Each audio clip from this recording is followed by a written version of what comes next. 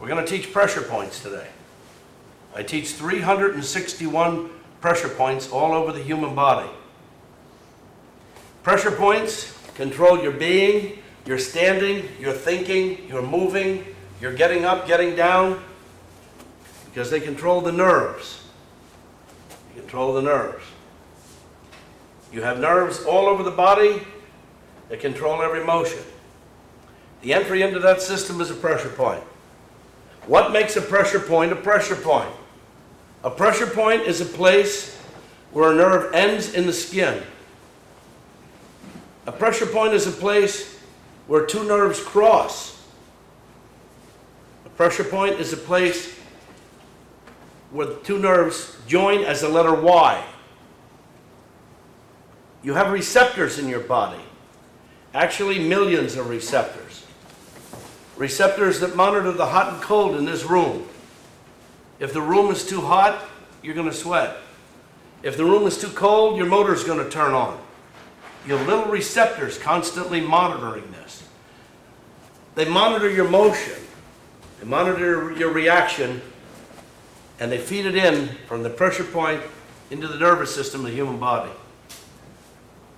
Some people think the pressure points are too small to be used in a fight situation. Totally wrong. Hundreds of years ago, they were used to kill people.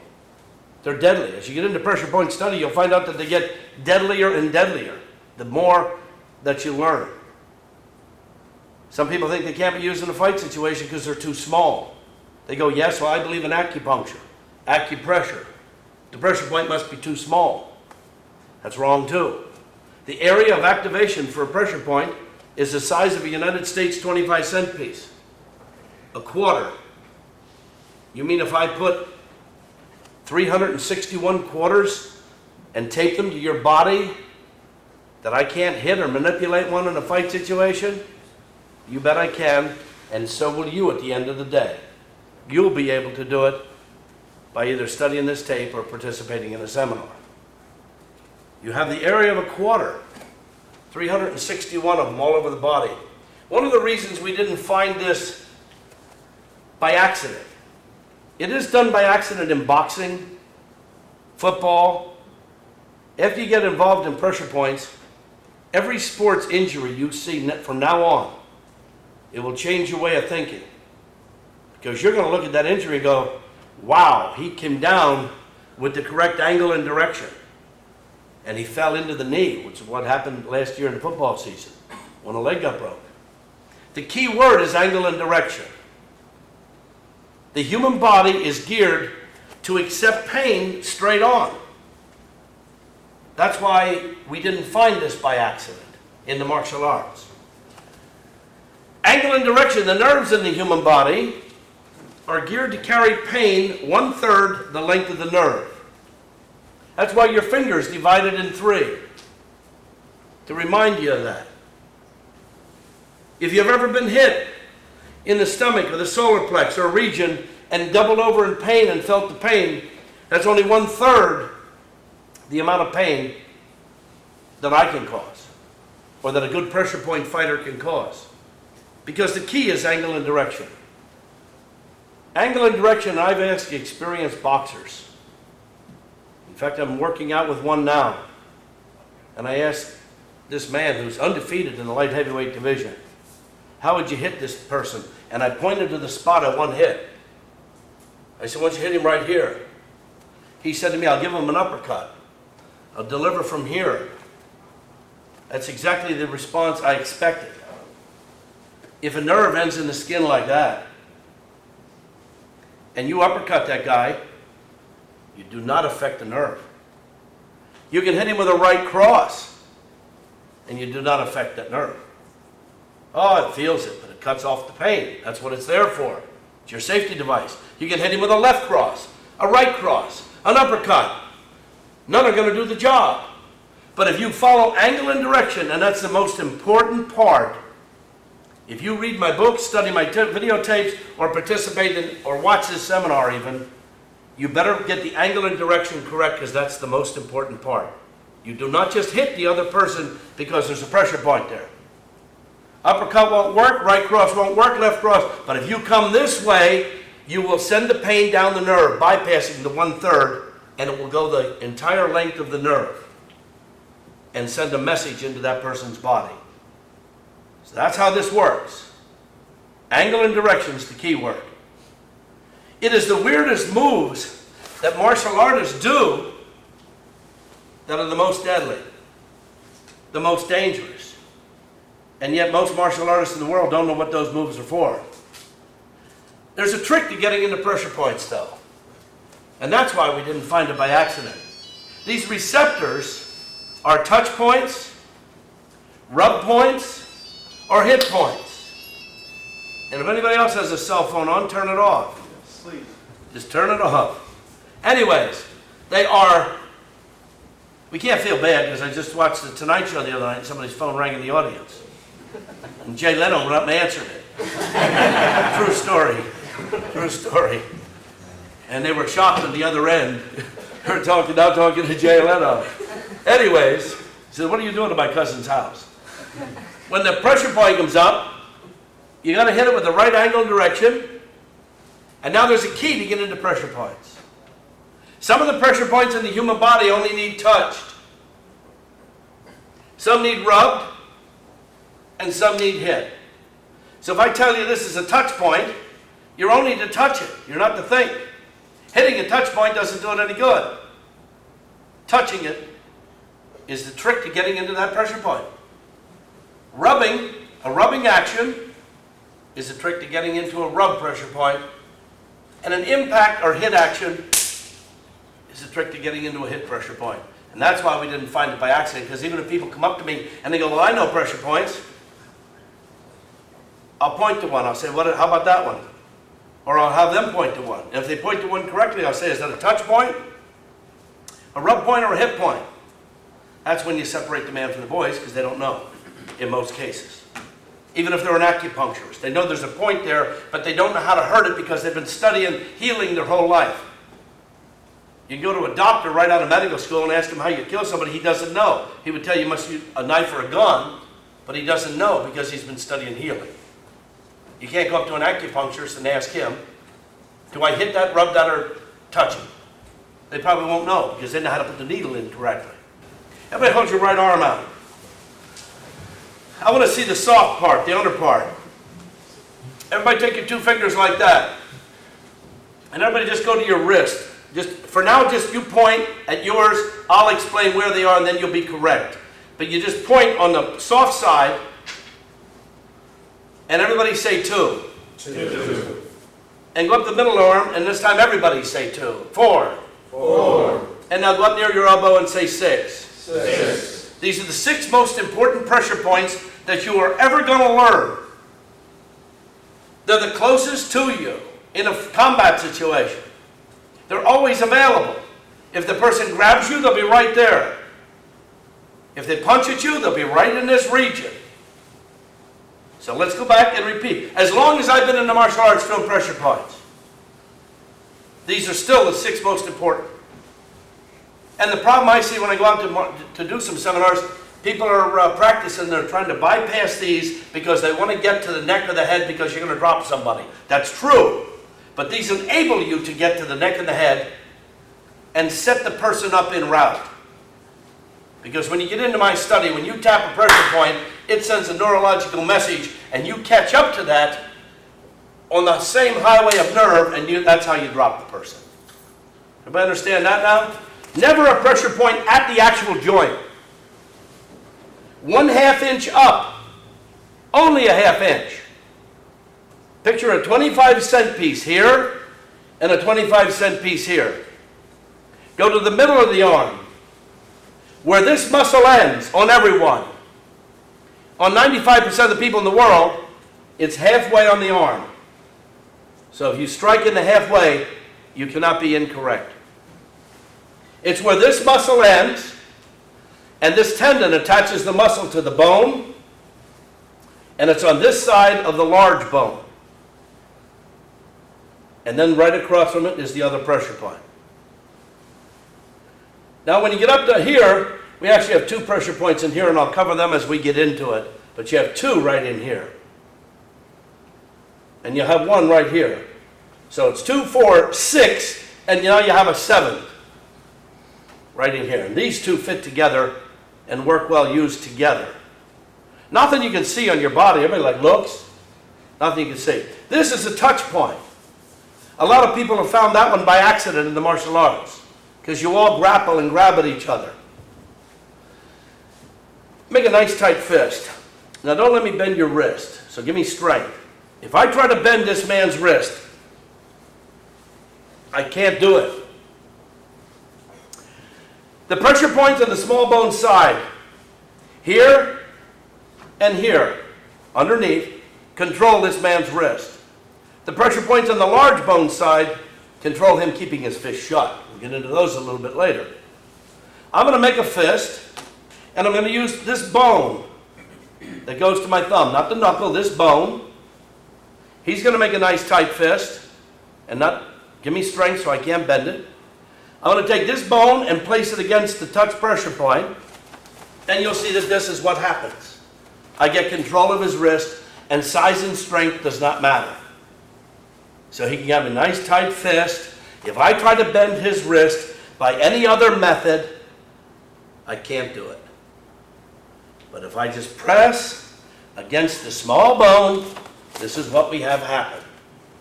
What you have there is a small nerve, a branch of the ulnar nerve that does the letter Y. And I'm really squeezing that Y together and pressing it into my opponent's own bone.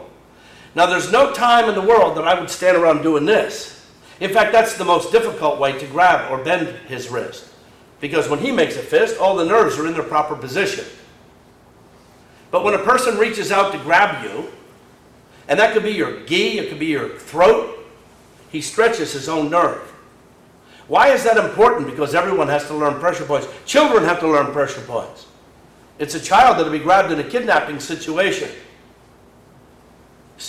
If you do wrist grappling,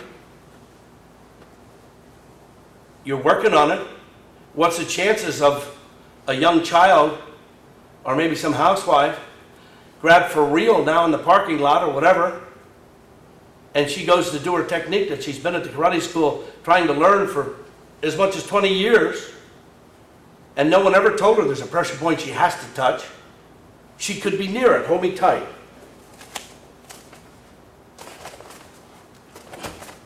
I'm not going to move his hand, because no one told that person, and they won't either. They'll lose confidence in every technique they were taught, because no one told them that the middle finger has to press that nerve against the bone. Now he can hold me tight, and when I just go for here, I got him off in 1 second.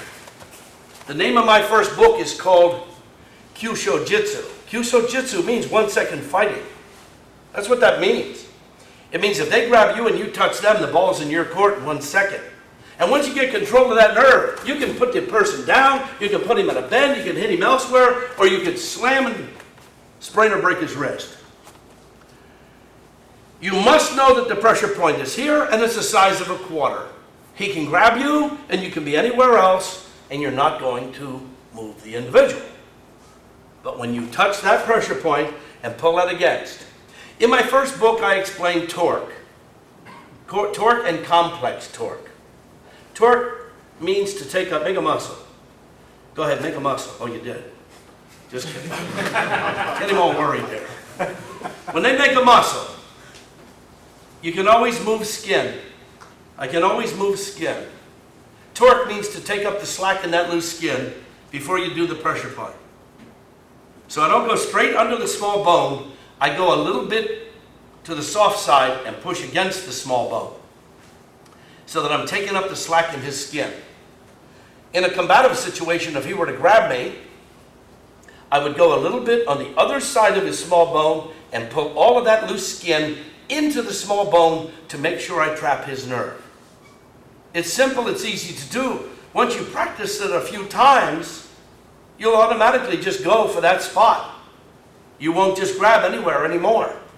I watch people do grappling, and one time they're here, one time they're here, one time they're here, depending on what's comfortable, depending on the size of their opponent. It can't be that way. Picture a quarter being right underneath, a ½ inch away from the joint. There's never a pressure point at the joint. There's never a pressure point on the bone. There's never a pressure point on the muscle. They're between the muscle. There's one between the muscle. They're at the end of the muscle. They're even under a muscle, but they're never on the muscle. And that's what you really want to do. Now what I'm going to have everybody do, if you're going to pair off, you're going to get your opponent to go like this and make a fist. You're going to make a tight fist for me. This can't be limp. Biggest mistake people make is they get this limp and say it ain't working. If you ever straighten out a horseshoe, you need a metal anvil, the horseshoe, and a metal hammer. This is the same thing. His nerve is the horseshoe. This is the hammer. His bone's the anvil.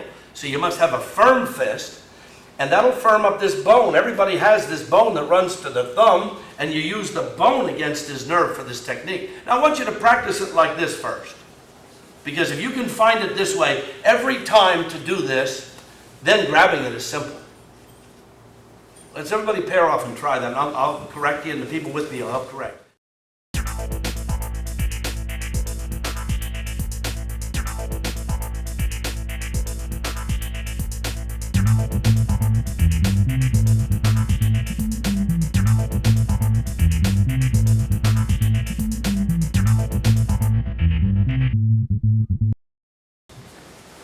And I've done hundreds of seminars in 20 different countries around the world. Thousands and thousands of people.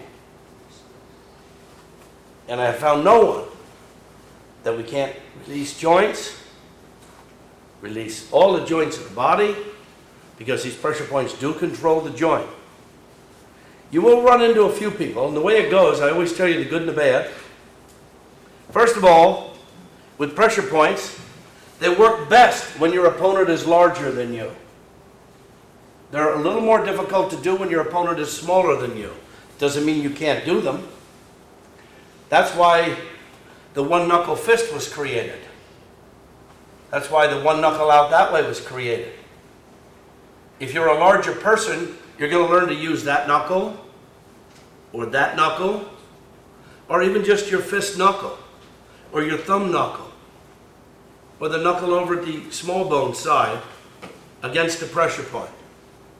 If you're a large person. Large person, larger pressure point. Small person, smaller pressure point. That's why we heard the martial arts was a small man's fighting art.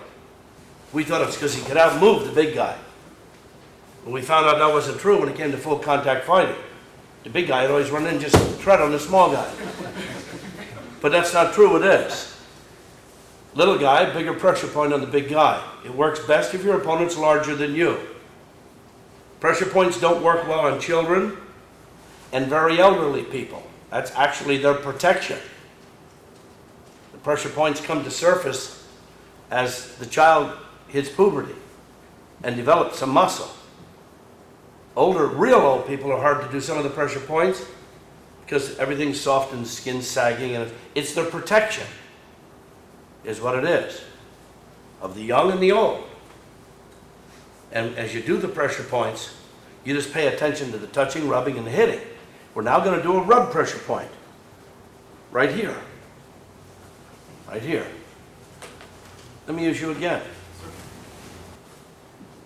You don't care if I mark you, do you? No.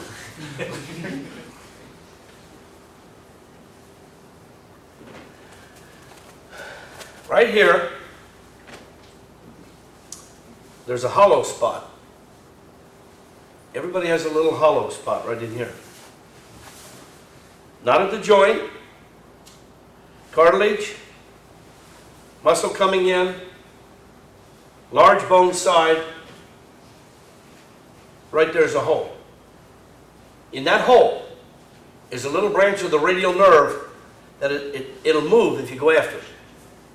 So that's why we rub that pressure point. We get it like a little minnow trapped in a small pond, and we catch it. It's right where my thumb is.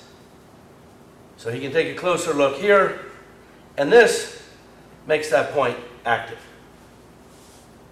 When he grabs me, release 1 minute, I'll use all of these knuckles. Same knuckles I make a fist. so that I don't slip off. I will go to the inside and I will rub up and down, north and south. I will not go sideways. People think, well, this cuts it off. I don't want to cut it off. I want to send a message on that nerve. I want to rub up and down, and I want one of my knuckles to get in that hole to release like that. Hold tight. When I get my release, it's that easy, because I'm going in that hole. Actually, the faster I rub, the faster I release and can attack my opponent. The faster I rub, the faster the release, the faster I can attack him. Because as I rub, I'm sending a neurological message up the body. And I have a quarter to stay on. But it's on the inside, not on the bone. People teach in magazines and books to hit, hold tight. That only hurts me. And this gets me out that quick. And a lot of people teach getting out by the thumbs.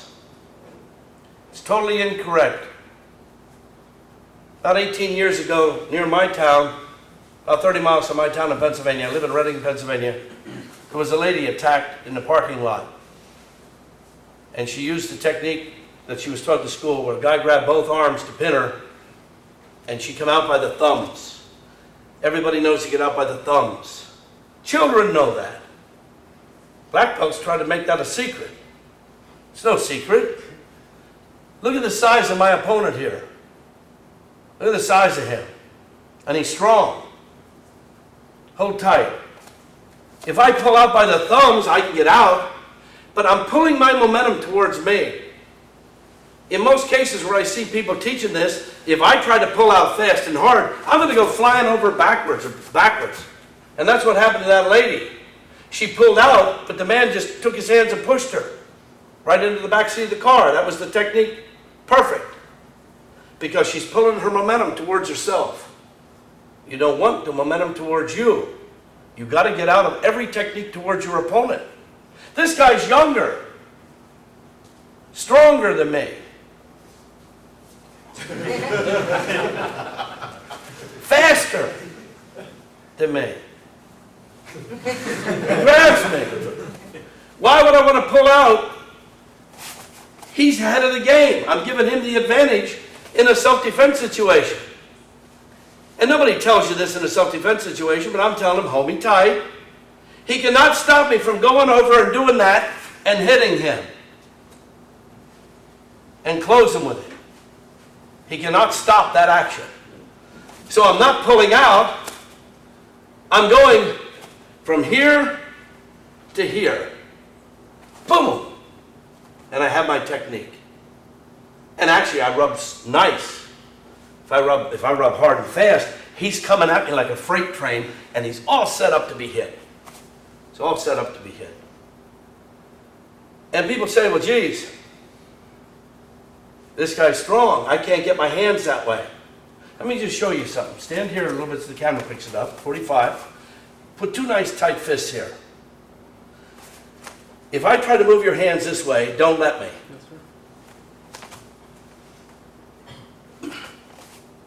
Can't move them. And neither can you. But now I'm going to move your hands this way. Inward.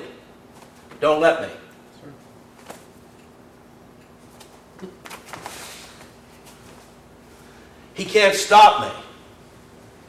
Why? Because man lacks muscle here. Right here. Man lacks muscle here to stop that action. And actually more important than that, now there's muscle here, if we get technical, but it only holds bones together. When I push his hands out, if I push him out, I'm pushing into shoulder, arm, back, chest. All of those muscles are coordinated to function together to keep his arm from moving. And yet I see so many people spending as much as 70 and 80% of their time on self-defense, teaching to block inward-outward and to stop the punch and and block his arm out. They even teach women, knock his hands away. and attacking. She cannot knock his hands away. She can't move his hands if they're here. And if he had a hold of her throat or clothes, there's no way in the world, because you can't move his hands now. So if he had a hold of my clothes or my throat, you don't have to, but I mean, if he had a hold of them, there's no way you're going to do this and get a release. And that's what they teach people.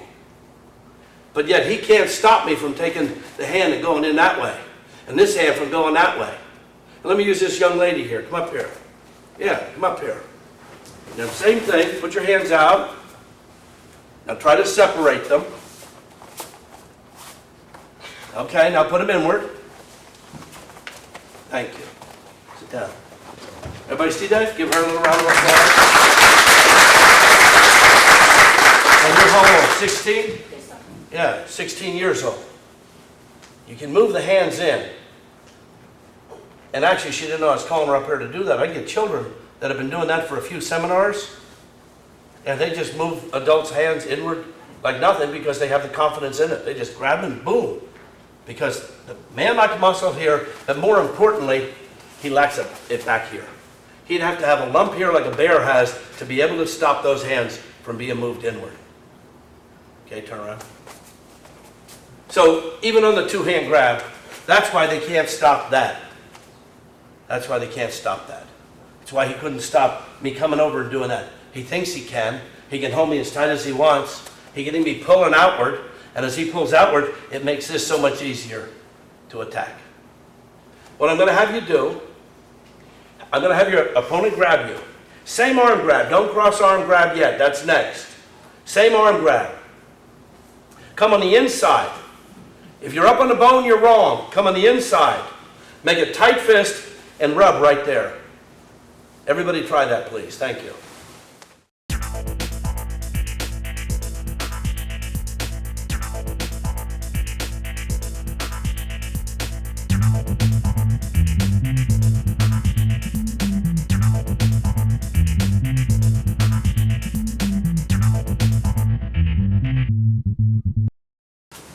The way it is with pressure points, I always give you the good and the bad.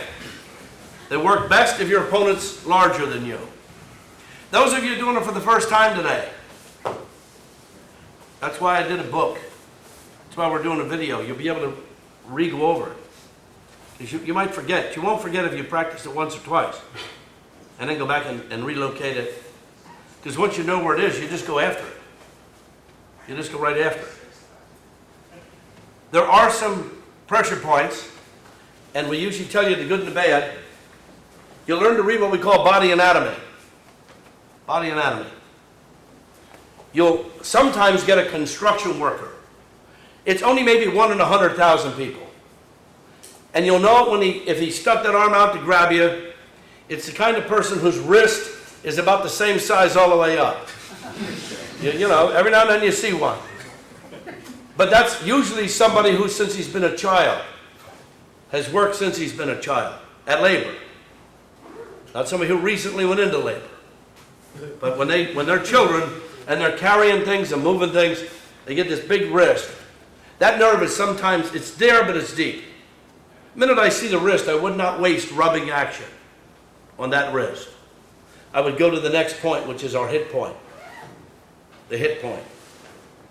If I ever touched you on a rub point, I would not waste a second. I wouldn't keep rubbing to see what was wrong. If I touch you once and don't get the reaction I want, I attack the next point, which is at the end of the muscle. Here, let me use you again. Right here. Right here. Actually, this pressure point is where this muscle ends and attaches to the large bone. I've given you a touch point, a rub point. This is a hit point.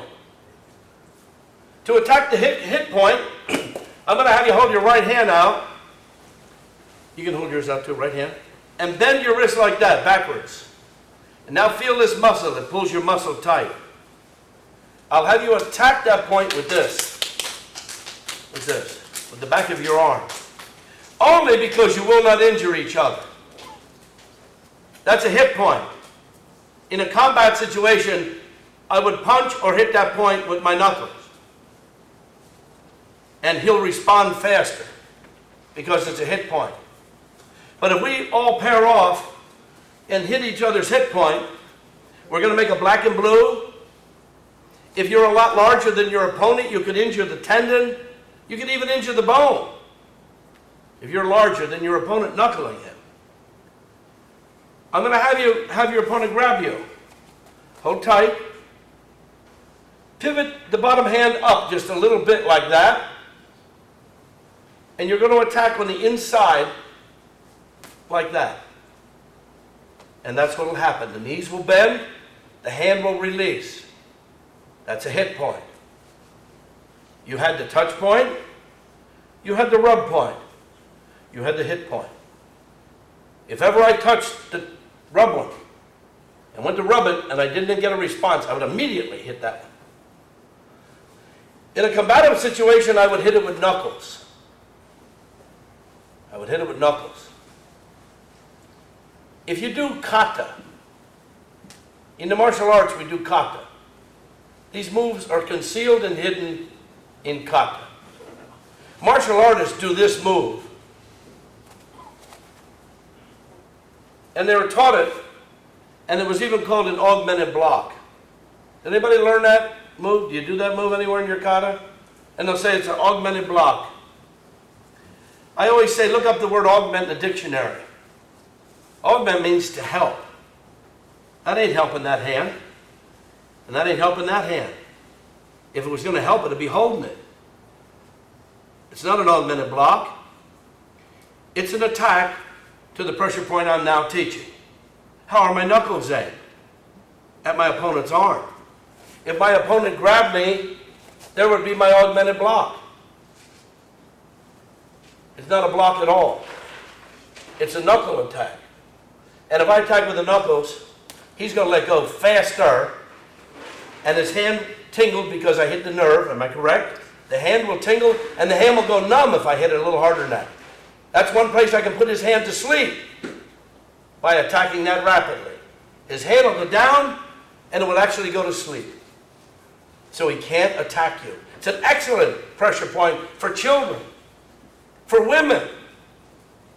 I have a new book coming out called Humane Pressure Point Fighting, and this is featured in there because it's a woman that's going to get her purse grabbed, her maybe something she bought in the store, her coat, her clothes. It's a child that's going to be grabbed. All it takes is on the grab, the impact. You don't have to be that accurate. You just have to be inside the large bone, not up on it. Hold me tight. On the large bone does nothing. Nothing. It only hurts me. But just by going to this side of the bone, the slightest tap. Now I'm not going to knuckle him again, because then he will get a black and blue if I keep doing it. But I'll hit him with the back of my arm like this. And again, it can look like the augmented block. And I have my move. This is one you can do a cross arm grab. If he grabs this arm, I still must remember that the pressure point is on that side of the large bone. Not on this side. Hold tight. Nothing here. It's over here. And his knees buckle. That's the response that you're correct. When I tap somebody on their arm and I get this, that is the response that you are totally correct on the point. That is actually his safety device. He cannot stop that. No one can. When I hit you, if your knees buckle, that's how I experiment to find out if the point is right. No matter where I hit you on the pressure point, or rub it, or touch it, if your knees do this, I know that I am right on the point and I'm doing the correct thing to it. Because your safety device is to do this and take the pressure off. Because I am sending a message on your nerve further than the 1/3. And that kicks out to save the organ. So your knees kicking out absorb the shock so that the pressure doesn't go in and injure your organ. So there you have that. We do the response here. If he grabs here, I just must come to that side of the body. How many moves in basic kata go like this? How many moves in basic kata go like that? We were told that was a down block. That's a preparatory for the down block. Wrong. You and I know that in a fight situation, if I go like this, he's already kicked me. If I go like this, he's already punched me. It is the moves coming towards my body that are more important than the moves going in his body. Everybody knows that if I hit him, I can hurt him. But if I come this way on these pressure points, I disable what was hurting me. If he were going to punch at me, I have boxers who like to stick out that left jab at me in training. I attack him here once, quick, and the fight's over. If he wanted to punch, tight fist coming at me, and I attack this spot, this controls his fist. This controls his fist.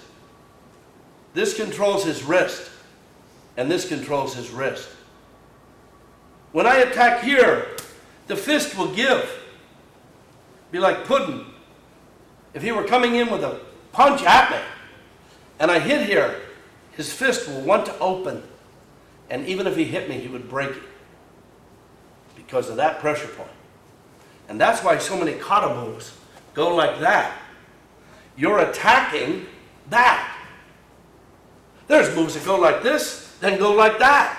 There's moves that go like this and go like that. If he grabs me here, this is going to go here. That's going to strike the proper angle and direction. It's going to numb his arm if I really hit him with the technique, take his arm away from me, and my next move is to step in and strike. And I'm going to take my opponent out. Kata moves that go like this and then go like that. If he grabbed me, this would attack. Bang! Boom! I not only create the opening, but I send the neurological message at the same time. Does everybody understand that? Sir. Yes, sir. And you're allowed to move the handy grab. If he grabbed me here, I'm allowed to move this hand. Don't leave it here because his pressure point can be aimed down towards the floor. I want to move it up. I'm allowed to move this hand. Kata moves, go like this.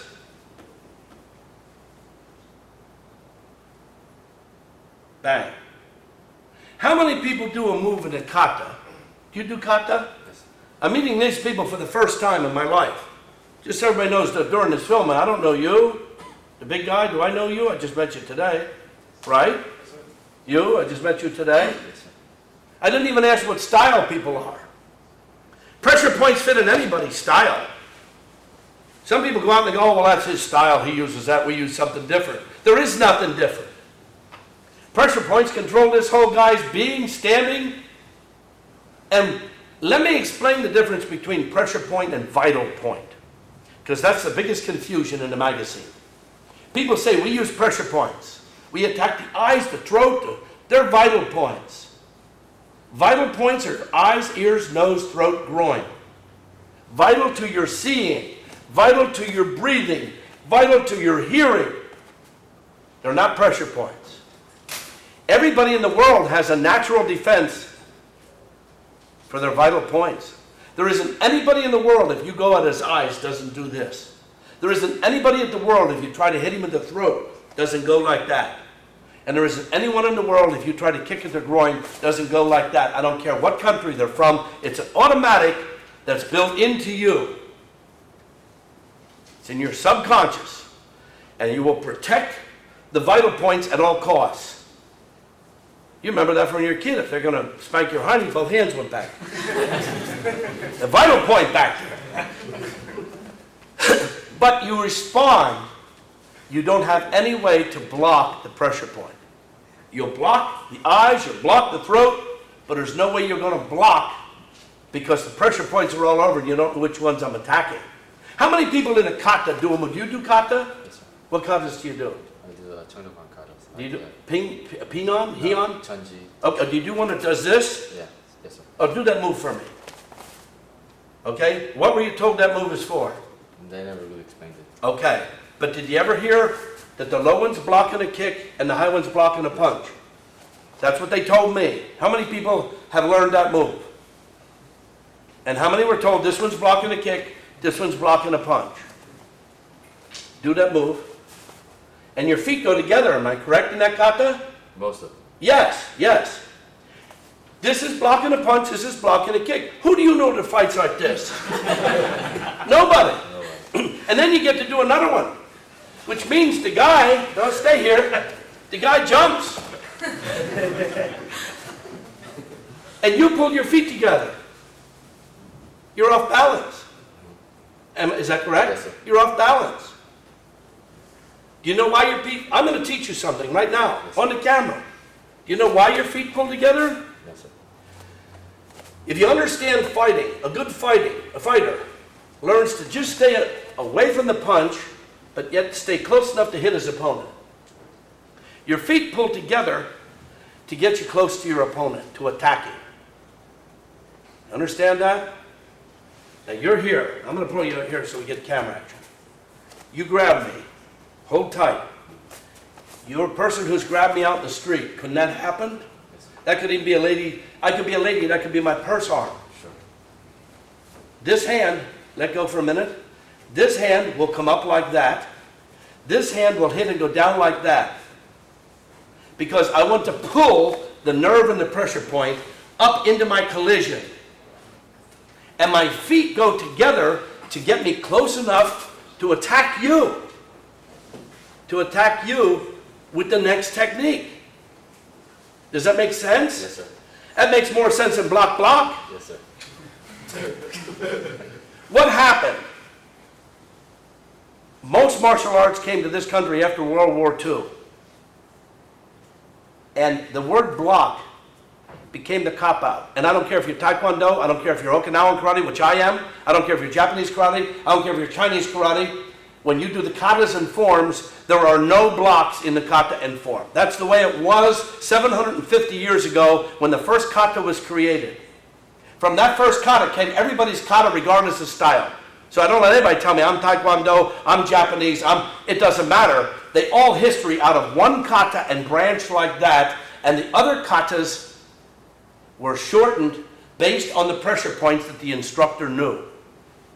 And some instructors didn't know them all. I only went in depth to know them all so I could do my study. You don't have to know them all. If he only learned 10 pressure points and left here today, he'd have a better self-defense than when he walked in that door. Because somebody would touch him, he'll numb their arm with this technique. And he can hit him with that technique. This pressure point is very dangerous to hit.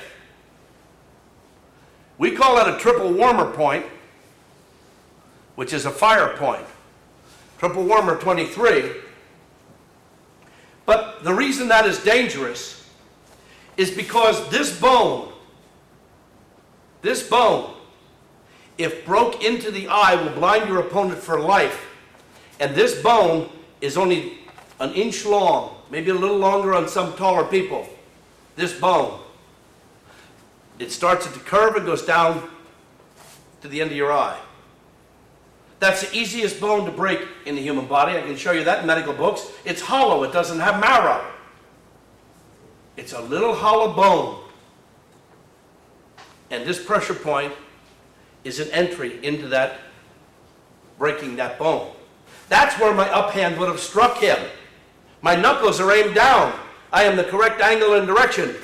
Kata and form were created to map out the weaknesses of the human body.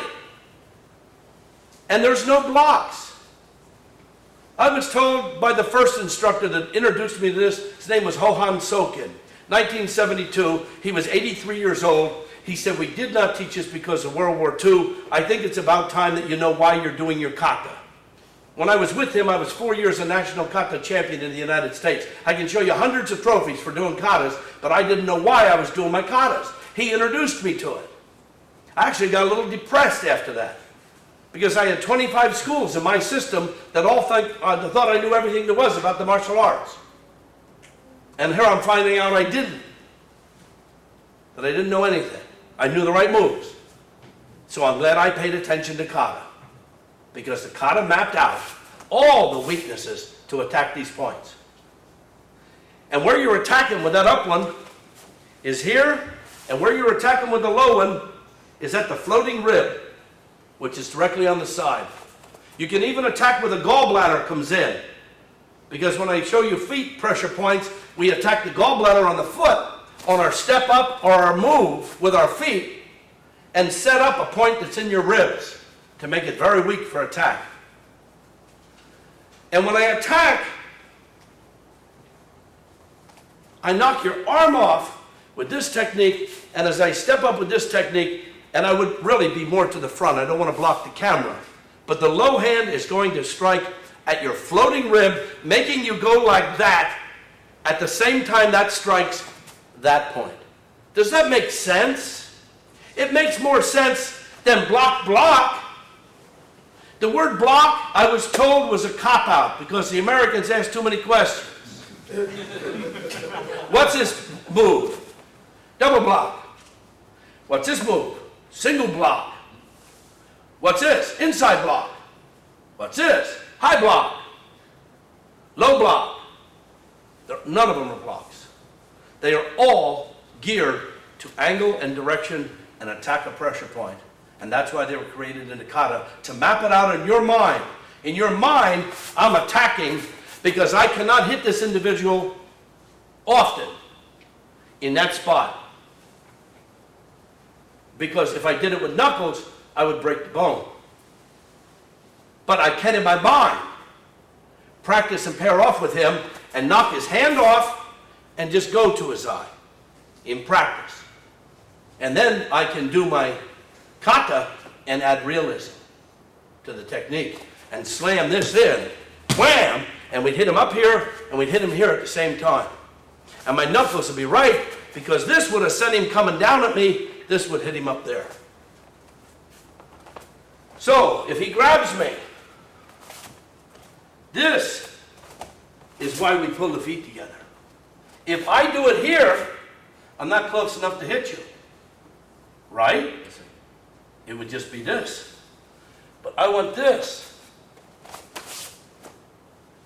And I'll just tap. Understand now? What did you feel? Tell the people what you feel. And pain, and dizziness, and his eyes are dilated. You won't get that with the camera, but the pupil dilated from just that touch. I only touched that point. If I'd have knuckled it, the pain would have been more severe, which you understand. His vision would have been totally gone. And I left out the rib because I didn't want to injure him. Thank you. But yes. But I would add the rib, and then my technique would be 1, 2. If I'm practicing that in my mind, I can be at home doing my kata by myself, and I can improve my technique because my mind is improving my technique. And I can be on .dojotv.com with an opponent, and when I practice it on my opponent at this slow pace, I'm improving my kata at home. And when I'm at home, I'm practicing and getting better at my technique for when I come here, or any seminar, or even to any dojo.com.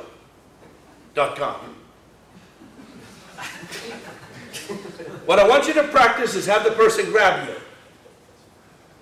I want you to hammer down and come to here.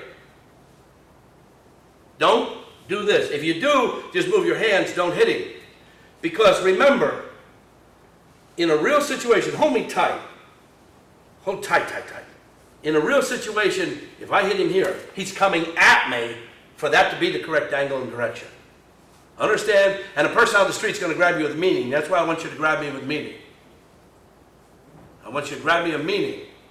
We don't do anything fake with what I do. Like I said, I introduce these people. I only met them for the first time today. I go all over the world and meet the people for the first time as I walk in the door. And then the pressure points work. And they're going to work out in the street. They're going to work on anybody. I have a whole quarter here to hit. I have a whole quarter. If I take a quarter here, you mean I can't hit it? You bet I can. Besides, I have another spot. If I don't hit, I have a quarter here. I have a quarter here. I can put a 25-cent piece here, here, here, here, here, here. I just have to take the top hand And in my mind, when I do my kata, every time my top knuckle envisions a different point, it's attacking.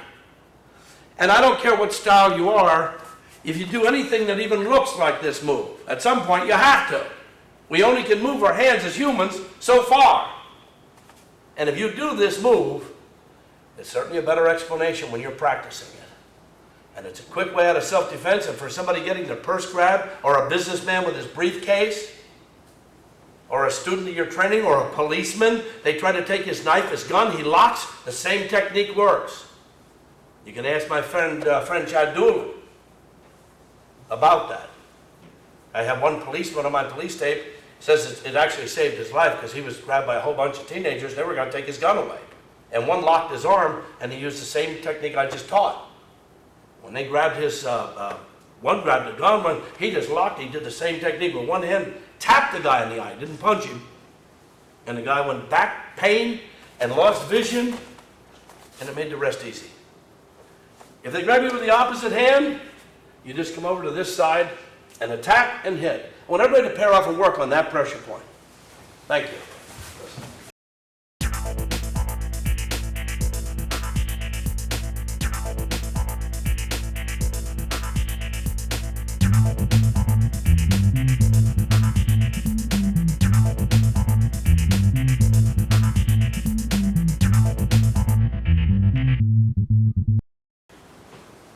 You have electricity, and your pressure points have electricity. Did you know that? Yeah. And you're wired the same as this building. If all of a sudden lights go out, they're going to be running for the circuit breaker panel. When we do our knockout, so to say, or tap somebody, when we tap them behind the neck, rub here, that brings them back. That's a circuit breaker panel, is your spine. We correct all your problems on the back. That's why as you learn this, when you really learn how to hurt people, you got to learn how to heal people. We're going to do a tape for Dojo TV on just healing one time. Because it's very important. It might even be more important than the hurting one. Because the healing tape has actually saved, that I have, has actually saved people's lives. 2 that I know of. A little kid was hit with a baseball out in Indiana, Petersburg, Indiana, and that baseball stopped that little kid's heart. And the mother was studying my tape and for years, and she started her kid's heart, and that kid's now graduated from college this year. That happened back when he was 10 years old. But I want to explain something because a lot of Taekwondo do this. Now that I have this on the tape, everybody's going to know why. I usually tell people don't tell anybody outside this room, but now the whole world's going to know. Taekwondo will shake hands and go like this. You ever see that? But there's moves like this in kata. Aren't there moves like this in kata? Yes, sir. You do move like that, or like this, or like that, or like that. There's somewhere you touch yourself. Even here you're touching. You touch yourself. But you're touching yourself. And when they stick that hand out and you touch, any neurological pain to this arm is sent on that nerve as a message. If I put him in pain, I drop him. I have one pressure point only. But it could be the one that I showed for rubbing. It could be the one I showed for touching. It could be the one I showed for hitting. The nerve sends pain to the organ. If I put one pressure point, like this, he'll go down. But if he touches his own arm, the minute you feel pain, even if you start towards the floor, do that. Resist. No pain. Got it? Now watch. Now watch. Hold tight. Hold your arm. Now let go.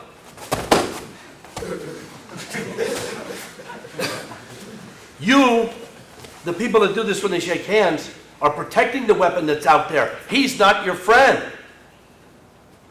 I'm not going to demonstrate that here in the tape, but at my seminars, I'll get a big, strong guy to squeeze some little girl's hand when there's hands shaking. And I tell the little girl, the minute it hurts you, touch your arm. it won't hurt you anymore. That's part of what we call 1 second fighting. That's part of what we call the iron shirt, not all of it. Because my 4th book will be about the iron shirt. But it's part of it. If I am hurting this hand in any way, and he does that, I can still break a joint with power, but I cannot send a neurological message that would injure his major organ. Do you understand that? I am not sending the neurological message. He does not feel anything except power hurting his finger, and the minute he lets go, the neurological pain goes. But you know what that's for? My book's called 1 Second Fighting. Let's say he's injuring me. This is your turn to hurt me. Ben, I touch. He can't hurt. It gives me 1 second to attack.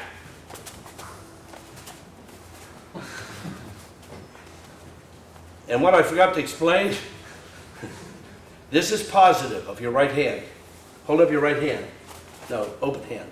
That's positive electricity. Your left hand is negative electricity. Got that? When you close them, they reverse. Everybody hold up your right hand. Positive electricity. Negative electricity.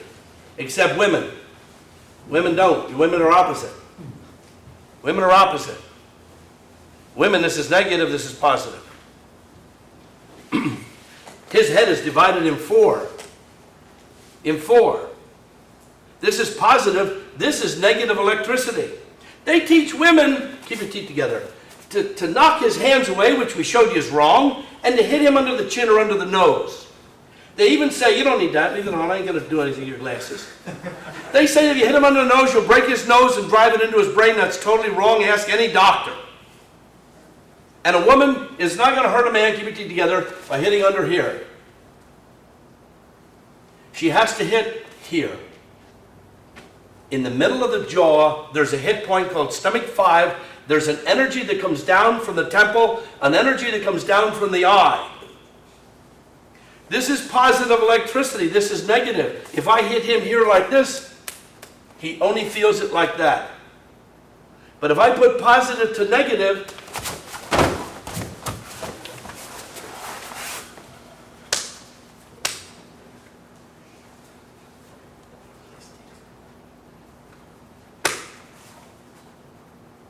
the pupils, his pupils are really dilated. You'll see the minute we end here. We're going to fade the wipe here so I can heal him correctly. But the pupils get dilated so your opponent can't even see you when he's sitting up anyway. It just takes him out like that. This is a self-defense that women have to learn, and they cannot be hitting under chins anymore.